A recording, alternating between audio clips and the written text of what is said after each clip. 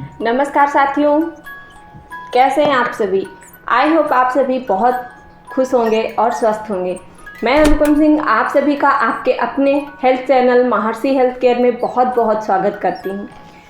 साथियों, आज मैं इस वीडियो में बात करूंगी कि प्राणायाम के चरण कौन कौन से होते हैं और प्राणायाम के अभ्यास से पहले किन जरूरी बातों का ध्यान रखना आवश्यक है। तो सबसे पहले मैं बात करूंगी प्राणायाम के चरणों के बारे में। अगर आप सभी ने अभी तक चैनल को सब्सक्राइब नहीं किया है तो प्लीज़ सब्सक्राइब कर लीजिए और अपने सभी साथियों के साथ शेयर कर लीजिए, जिससे ये जानकारी ज़्यादा से ज़्यादा लोगों को प्राप्त हो और सभी उसका लाभ उठा सकें। बात करते हैं कि प्राणायाम के चरण कौन कौन से होते हैं। तो प्राणायाम के मुख्यतः 3 चरण होते हैं, जिसमें सबसे पहले पूरक, जो सांस हम लेते हैं उसको पूरक कहते हैं।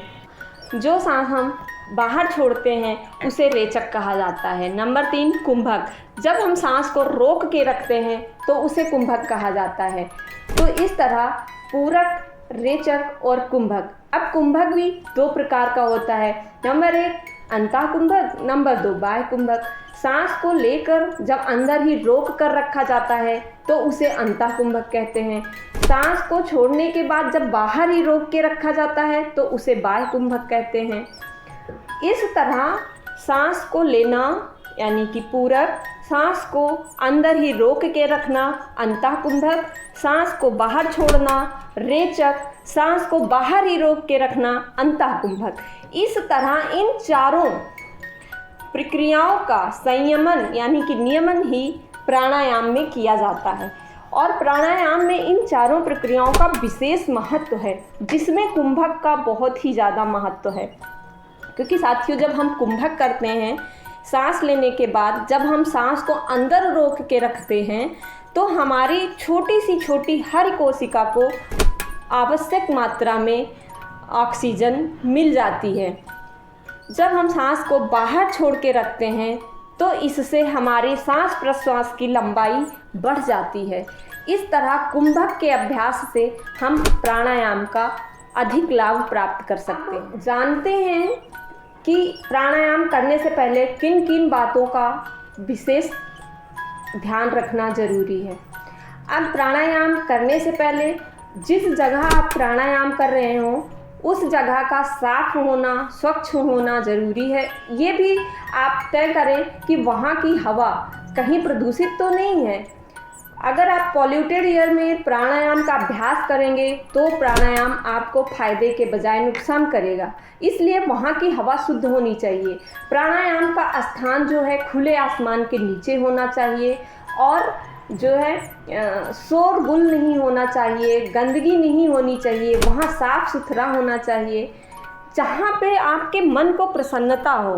जिस स्थान को देख के आपके मन में, आपके इंद्रियों को खुशी प्राप्त हो, ऐसे स्थान पे प्राणायाम का अभ्यास करना चाहिए।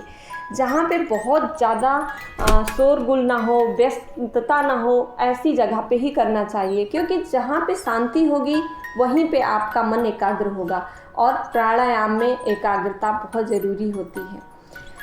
और एक बहुत ज़रूरी बात साथियों, तो प्राणायाम कोशिश करें कि हमेशा अर्ली मॉर्निंग में करें। क्योंकि जब सुबह का 3 बजे से 5 बजे तक हमारे फेफड़ों का जो क्रियाशीलता है वो सबसे ज़्यादा होती है। 24 घंटे में 3 से 5 सुबह के टाइम हमारे फेफड़े बहुत ही ज़्यादा क्रियाशील होते हैं। उस टाइम अगर आप प्राणायाम का अभ्यास करेंगे तो आपको ज़्यादा लाभ प्राप्त होगा। और जब आप प्राणायाम के लिए बैठें तो आप हमेशा पूरब या उत्तर दिशा की तरफ मुंह करके ही बैठें। इसका कारण ये है कि जब भी दक्षिण दिशा में आप मुंह करके बैठेंगे तो आपके अंदर बहुत सारी एनर्जी काम कर रही होती हैं और पॉजिटिव एनर्जी भी काम कर रही होती हैं। जब आप दक्षिण तरफ मुंह करके बैठते हैं तो उससे जो निगेटिव एनर्जी होती हैं वो आप पे ज़्यादा इफ़ेक्ट करने लग जाती हैं। इसलिए दिशा का भी ध्यान रखना ज़रूरी होता है। इस तरह साथियों, प्राणायाम के अभ्यास से पहले इन सभी बातों का ध्यान रखना चाहिए। सभी को ध्यान में रखते हुए अगर आप प्राणायाम का अभ्यास करेंगे तो आपको ज़्यादा से ज़्यादा लाभ प्राप्त होगा। अब साथियों, जब भी आप प्राणायाम करें तो उसमें कुंभक का भी ध्यान रखें। क्योंकि कुंभक जो है हमारे सांसों को लंबा करता है, हमारी सांसों की जो प्रति मिनट गिनती होती है उसको भी कम करता है।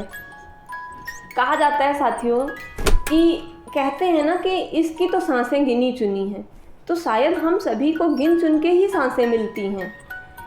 तो इसमें क्या, अगर सभी को गिन चुन के सांसें मिलती हैं तो साथियों 1 मिनट में सामान्य मनुष्य 18 बार सांस लेता है। और जब कोई मनुष्य नियमित रूप से अभ्यास करता है प्राणायाम का तो उसकी सांसें 1 मिनट में 8 बार हो जाती हैं।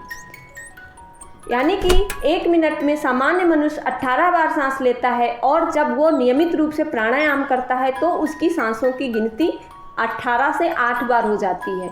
यानी कि आपको 1 मिनट एक्स्ट्रा मिल गया।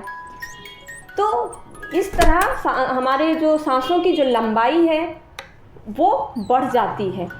तो प्राणायाम का ये बहुत बहुत बड़ा फ़ायदा है, कुंभक का ये बहुत बड़ा फ़ायदा है, इससे हमारे शरीर को भी बहुत लाभ होता है। तो आप प्राणायाम का अभ्यास करिए, खुद को स्वस्थ बनाइए, दीर्घजीवी बनाइए, सुंदर बनाइए, सुसंगठित बनाइए। आपका मन खुश रहे, चित्त खुश रहे, आप खुश रहें, हमारी बस यही कामना है, हमारा बस यही प्रयास है।